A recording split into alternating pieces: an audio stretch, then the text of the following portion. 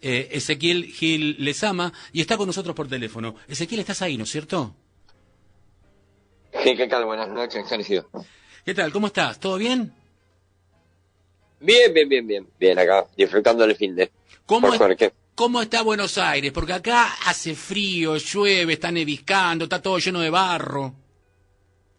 Y acá, bueno, justo llega el invierno, así que en la noche está haciendo un poco honor a la nueva estación. Claro. Está fresco y bastante nublado estuvo durante todo el día. Así que estamos igual. Claro, bueno, es el invierno. Nosotros, Ezequiel, te llamábamos, gracias a la interferencia de Ariel Steven, que me pasó tu teléfono, porque en este programa estamos bastante desorientados, ¿viste? El otro día, charlando entre nosotros y también con algunos amigos, hacíamos una cuenta que vos me vas a corregir a ver si estamos muy equivocados y después me vas a explicar por qué, si sabés por qué sucede lo que sucede. Sacamos la cuenta que cada 7 años, 10 años más o menos, la Argentina tiene una crisis económica, una debacle económica con devaluaciones tremendas y que nunca puede volver a recuperarse, o no puede volver al estadio en el que se encontraba. Siempre está un poco más abajo. Y empezamos a sacar cuenta y dijimos, bueno, el primer golpe inflacionario, digamos, o devaluativo que hubo fue en el 53. Después hubo otros a lo largo con el paso del tiempo, pero otro grandísimo fue el Rodrigazo en el 73. Después Alfonsín. Luego vino Cavallo y Menem. Otro golpe económico tremendo. Después el 2001, Duhalde, 380% de devaluación. Después Kicillof. Después Macri. Y ahora entre periodo y periodo nunca pasaron más de 10 años. ¿Por qué pasa esto? Bueno, no es casual que los que marcás vos tienen mayor regularidad desde los mediados de la década de 70 hasta acá, ¿no? Pensá que el anterior que vos citás es del 52. Ah, 52, sí. Que es ¿no? Que es el ajuste, digamos, en el segundo plan quinquenal de Perón, pero pasan 20 años hasta la crisis del Rodrigazo. Claro. Después la que vos citaste, en efecto, me parece a mí que hay una ahí en el medio, que es la del 82, una crisis de deuda, ¿no? Hay cierta regularidad, que es crisis de inflación, el Rodrigazo, crisis de deuda 82, otra crisis de inflación en el 89, crisis de deuda 2001, bueno, y las que citas más adelante, ¿no? Que se extendió un poco, porque bueno, ahora lo vamos a ver por qué. Pero para partir de ahí, creo que hay que, sobre todo porque digamos, la historiografía dominante suele entender esto como el ciclo económico argentino como una sucesión de distintos modelos, ¿no? Un modelo agroexportador, a partir de la década de 30 y 40, un modelo productivo, y hay algunos que señalan que se cambia la matriz productiva en la dictadura y viene un modelo de especulación financiero, bla, bla. Sí. En realidad, si uno toma, a mí la idea de los modelos no me gusta, pero bueno, si uno toma la idea de modelos, en realidad Argentina nunca dejó de ser un modelo exportador, ¿no? Digamos, Sí. En el siglo XIX vivía de vender productos agrarios al mercado mundial, hoy sigue haciendo lo mismo. Lo que pasa es que tiene otra característica, que es la que se da a partir de la década de 40, que es el desarrollo en extensión de un pequeño capital industrial. Sí. ¿No? Después, a partir de la década de 60, viene un capital que nosotros le decimos de tamaño medio, que es de origen extranjero. Porque acá está la cuestión que vamos a ver. El pequeño capital industrial que se despliega en Argentina tiene, digamos, una productividad de trabajo inferior a la que rige en el mercado mundial, pero obviamente se valoriza, digamos, tiene una ganancia de nivel mundial. Ahora bien, la diferencia entre una productividad inferior y una ganancia, como si tuviera una productividad media mundial, se cubre con los ingresos del producto agrario, digamos, lo que nosotros llamamos transferencia de renta agraria. Claro. O subsidios. Eso como primera, con subsidios, claro, en lo que, a través de distintas vías, ¿no? La más común son las retenciones, pero hay otras, como por ejemplo la sobrevaluación de la moneda, es decir, que uno tiene un dólar barato para importar y los que liquidan las exportaciones lo hacen a un peso caro. Digamos, esa diferencia cambiaria también sostiene a la industria. Cuando el hecho que nosotros vivamos de productos agrarios hace que estemos sacados a los vaivenes de los precios internacionales de esos productos. Cuando los productos agrarios, los precios de los productos agrarios crecen, se da una fase expansiva, pues llamamos nosotros. Cuando los precios de los productos agrarios caen, se da una fase contractiva.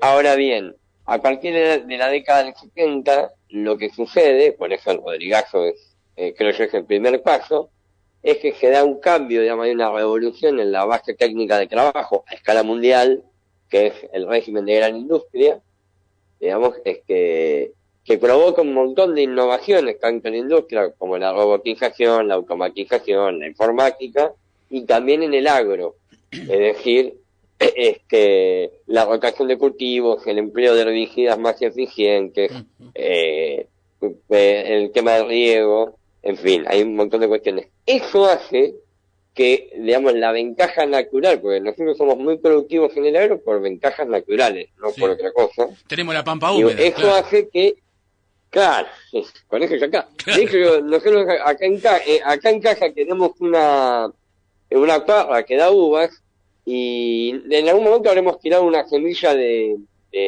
anco, de zapallito, y salió una planta de zapallito arriba de la parra.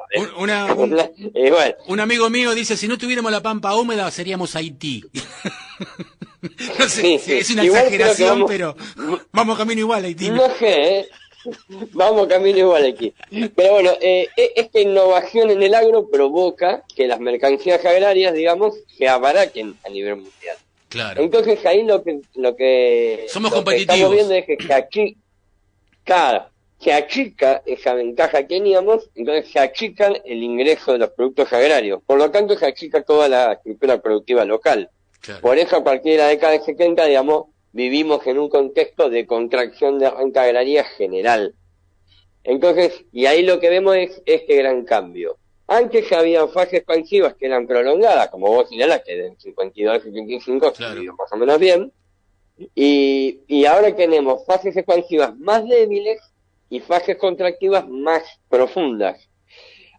Uno cuando vio el Rodrigazo dijo, bueno, no puede pasar nada peor, vino el 89. Claro. Digo, bueno, no puede venir nada peor, y vino el 2001. Y uno dice, bueno, no puede venir nada peor que el 2001, y acá estamos, ¿no? Entonces, eso, nosotros tenemos una imagen que es el ciclo económico argentino dibuja, creo que mi hijo está viendo un dibujito. El ciclo económico argentino, digo, digamos, dibuja una espiral descendente, ¿no? Digamos, claro. Tendencialmente somos más pobres. Entonces, eso hace que tengamos crisis mucho más seguidas. Y cada vez más difíciles de sortear. Sí, claro. Y además esto marca que, digamos, históricamente el peronismo era, porque digamos, cada fase del ciclo tiene su forma política, ¿no? Y las grandes devaluaciones que acabamos de mencionar, en porcentaje, la mayor parte las ha realizado el mismo peronismo que critica todo esto, hoy. Claro, si uno ve el podio de las grandes devaluaciones históricas, está primero Duhalde con el 380%, claro, de evaluación del tipo de cambio, segundo Rodrigo, claro, con el 160, me parece que era, y tercero viene ahora sí un liberal, que es Caputo, con el 118 del año 2023. Claro. Pero sí, las dos primeras son de peronismo. Y acá se da esta gran novedad, el peronismo empieza a personificar también la caída tendencial del salario. Claro. Es como que mantiene bajo el salario.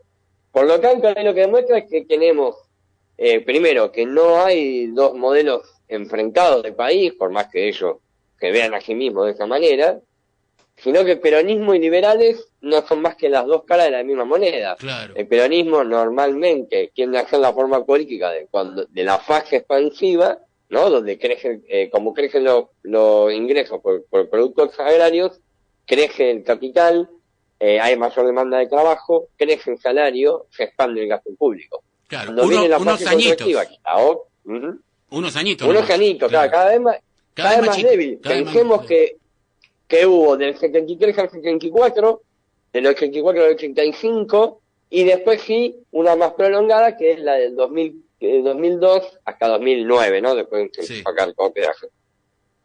Es que, bueno, justamente una de las razones del actual ajuste de shock que estamos viviendo ya es que esa fase expansiva iniciada en 2002 es que se prolongó demasiado, digamos, tuvo una larga agonía.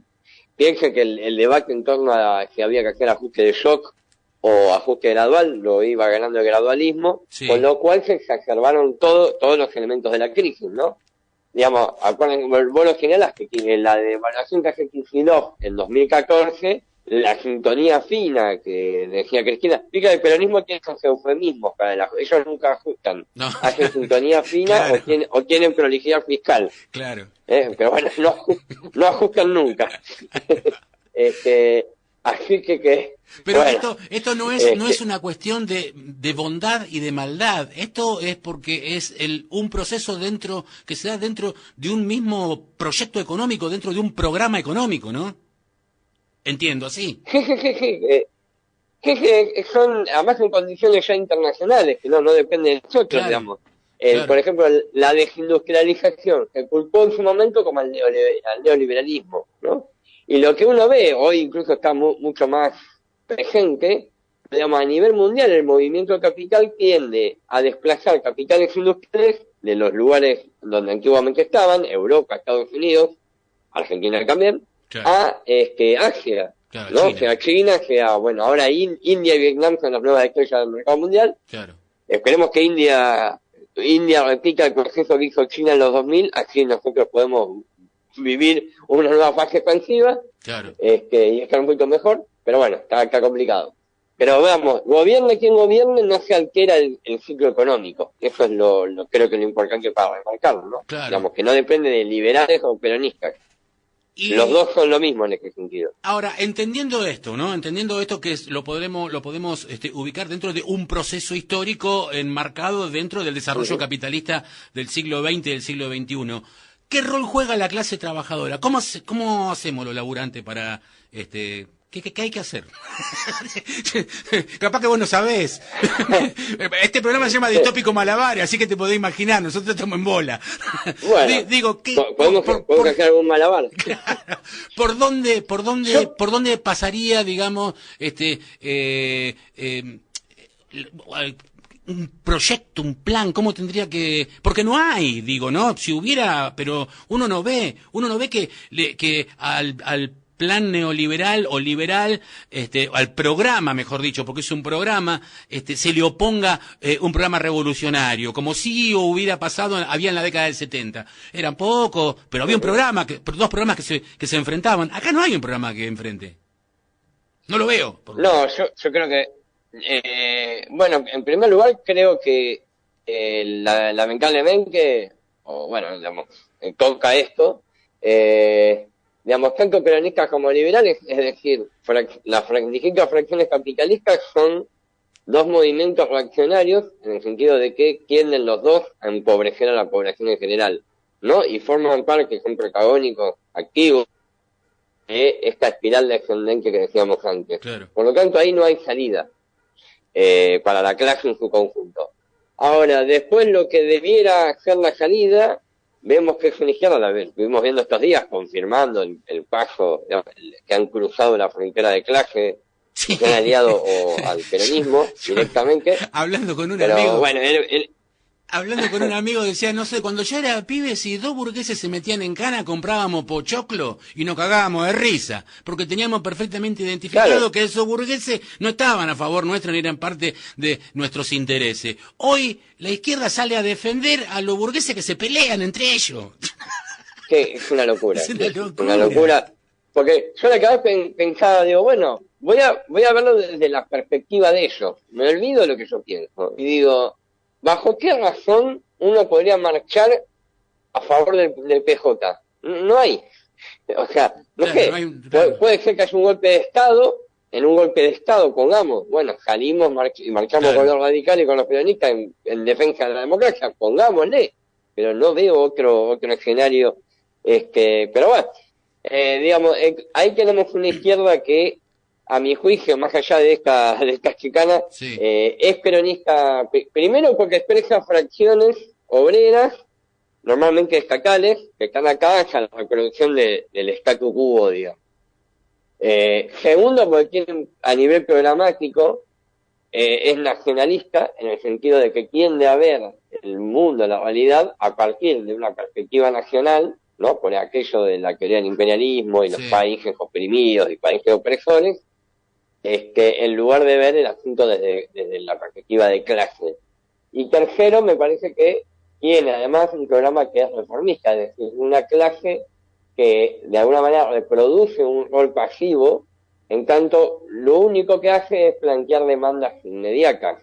Cuando yo planteo que vos me tienes que aumentar el salario, o cuando yo planteo que Legarra necesita más presupuesto, independientemente de si son medidas que están bien o mal, lo que estoy haciendo es poner en el lugar de un capital privado o del Estado a que me resuelva un problema.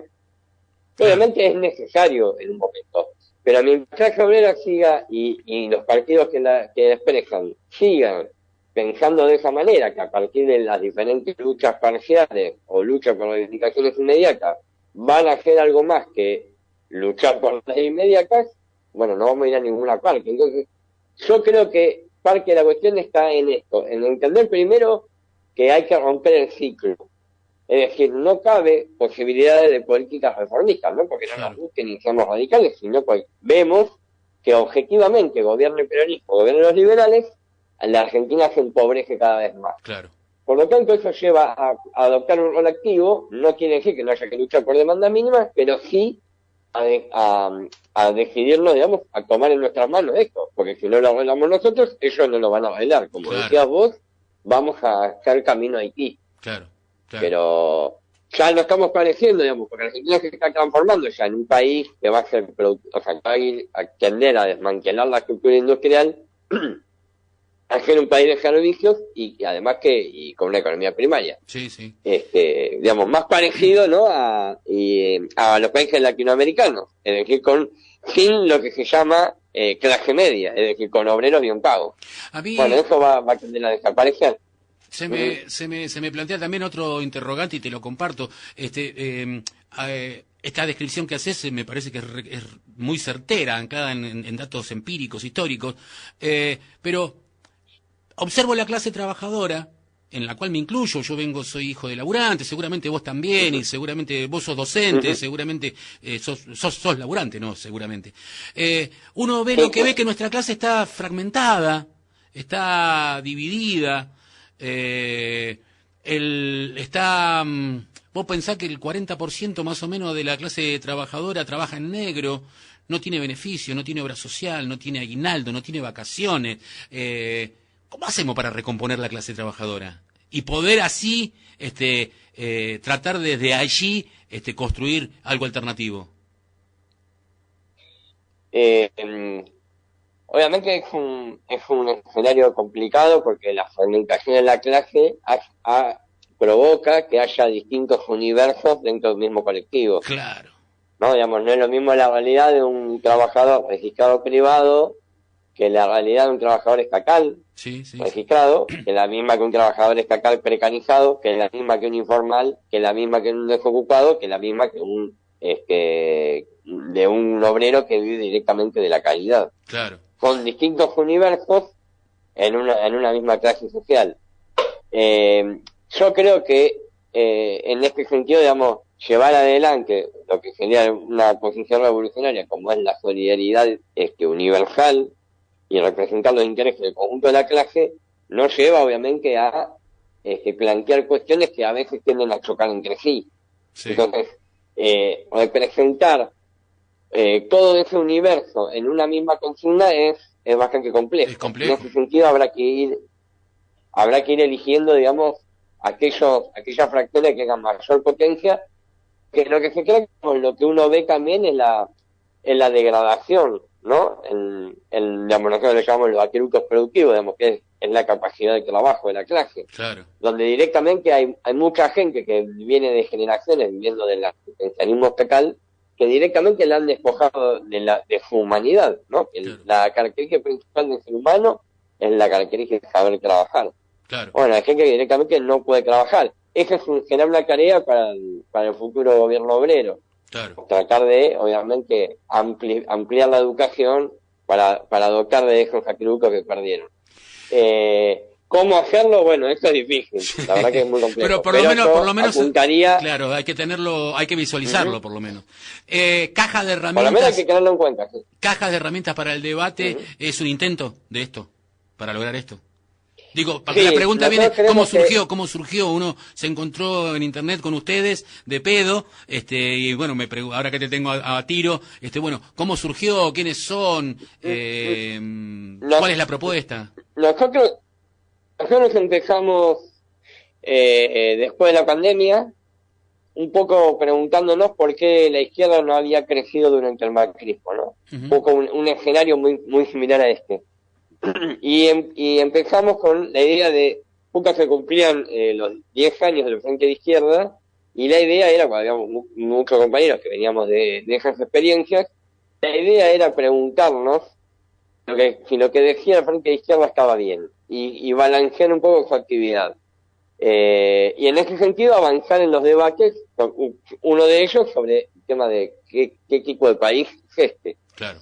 Y que el programa que llevaba adelante la izquierda estaba bien.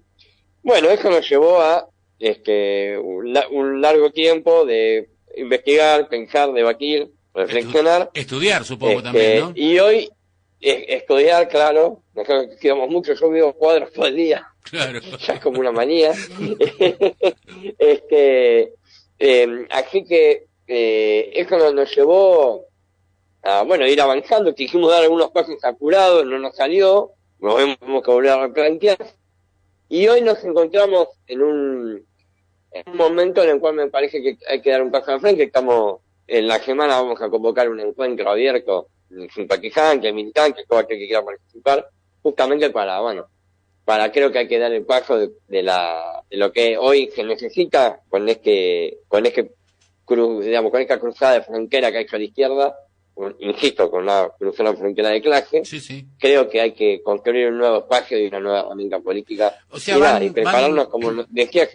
Van camino a la construcción de un partido, digamos, de raigambre revolucionaria. Mira, a mí en lo personal me gustaría más mantener este momento de reflexión, pero bueno, la realidad uno no la elige. Claro, está bien. Pero creo que hoy es necesario dar ese paso. Sí, veremos si nos sale, ¿no? Bueno, Ezequiel, fue un placer haber conversado con vos. Nos dejaste algunas ideas bastante claras. Te vamos a volver a hinchar las pelotas. Eso, que te quede claro. Cuando ustedes quieran. Y seguramente te llamo en la semana para que me pases algún teléfono de algún otro compañero, así charlamos también. Hoy abrimos el programa con un texto de Flor Roja, así que me gustaría tenerla en algún momento en el programa también.